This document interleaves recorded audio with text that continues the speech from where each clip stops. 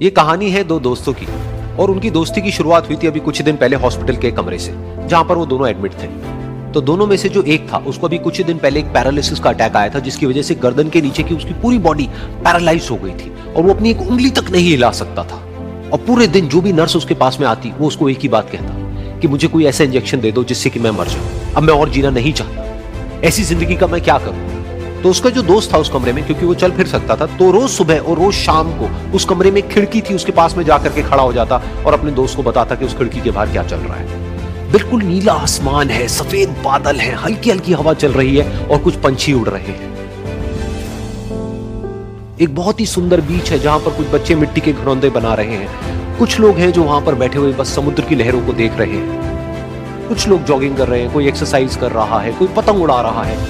वहां पर एक आइसक्रीम की स्टॉल है जहां पर कुछ लोग आकर के आइसक्रीम खा रहे हैं। और सनसेट के टाइम पे जो पानी है वो पूरा गोल्डन हो जाता है और चमकने लगता है। तो शुरू में तो जब उसने वो सब बताना शुरू किया तो उसके दोस्त के ऊपर ज्यादा असर नहीं हुआ, लेकिन धीरे धीरे उसके अंदर जीने की चाह जागने लगी। अब वो सुबह का इंतजार करने लगा कि जल्दी से सुबह हो और मेरा दोस्त मुझे बताए कि आज यहाँ पर क्या हो रहा है। कुछ दिन तक ऐसे ही चलता रहा। फिर एक दिन जब वो सुबह उठा तो उसने देखा कि सामने वाला बेड खाली है। फिर उसने नर्स को बुलाया और उससे पूछा कि क्या वो डिस्चार्ज हो गया है। तो नर्स ने कहा कि आपको तो उन्होंने बताया होगा, उनके पास कुछ ही दिन बाकी थे और कल रात को ही उनकी डेथ हो गई। ये सुन करके उसके अंदर की उम्मीद पूरी तरह से टूट गई, क्योंकि सिर्फ उसका दोस्त ही था जिसने उसको बाहर की दुनिया से जोड़ा हुआ था, जिसकी वजह से वो जान पाता था कि बाहर क्या हो रहा है और ये दुनिया कितनी खूबसूरत है।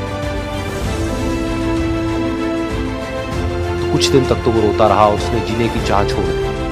लेकिन दूसरी ही तरफ से उसके अंदर कहीं ना कहीं एक नई चाह पैदा हुई कि काश मरने से पहले एक बार मैं खुद अपनी आंखों से देखूं इस खिड़की के बाहर कि दुनिया कैसी है। जैसे जैसे उसकी ये चाह बढ़ने लगी, उसको अपने अंदर एक अजीब सी एनर्जी महसूस होने लगी। और फिर एक दिन उसने अपनी पूरी ताकत लगा दी और किसी तरीके से वो बेड से नीचे गिरा और पकड़ पकड़ करके किसी तरह से उस खिड़की तक पहुंचा।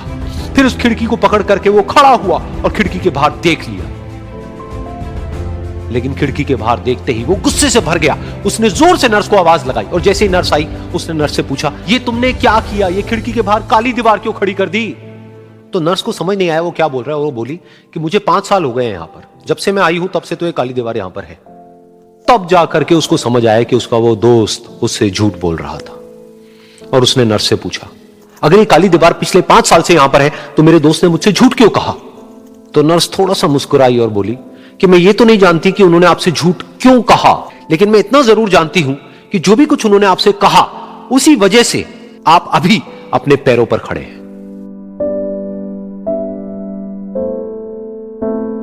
तो इस कहानी से हमको यह सीखने को मिलता है कि जो हमारे शब्द हैं, जो हमारे वर्ड्स हैं, जो हम अपने मुंह से बाहर निकालते हैं, उसमें इतनी पावर है जिसकी कोई हद नहीं है। वो किसी आदमी को गिरा भी सकते हैं और उसको उठा भी सकते हैं।